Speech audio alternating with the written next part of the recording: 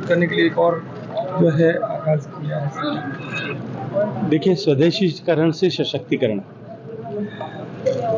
भारत जो किसी समय में रक्षा उत्पादों के आयात का सबसे बड़ा आयातक ऐसा देश के रूप में पहचान रखता था, माननीय प्रधानमंत्री जी के मार्गदर्शन में, उनके नेतृत्व में आमूलचूल परिवर्तन जिस तरह से किया गया, एक तरफ भारत के रक्षा उत्पादों के निर्माण को प्राइवेटाइज किया गया, उनके साथ में जोड़ा गया। भारत के ऑर्डिनेंस फैक्ट्री बोर्ड्स की जो यूनिट्स लगभग डिफंक्ट हो गई थी, आयात में जो लोग चांदी कूटना चाहते थे, उनकी इस बदनीयती के चलते हुए उनको रिवाइव किया गया, उनको 7 बड़ी वर्ल्ड क्लास कंपनीज में कन्वर्ट किया गया। एक निगेटिव लिस्ट बना करके कि आप इनके अतिरिक्त किसी भी चीज का इंपोर्ट नहीं करेंगे। लगभग 85% तक आयुध का स्वदेशीकरण किया गया।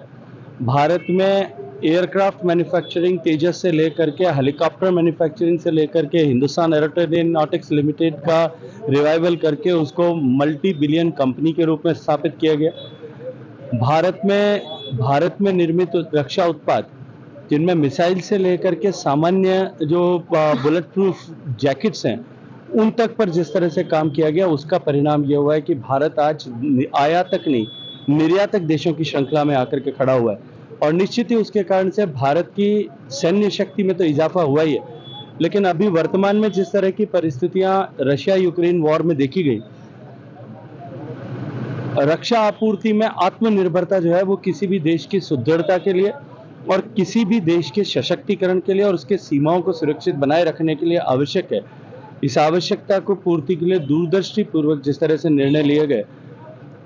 उसका प्रभाव जो है आज दिखाई देता है। माननीय प्रधानमंत्री जी के उपस्थिति में कल भारत की सेना की तीनों ही विंग्स ने अपने स्वदेश निर्मित आयुध और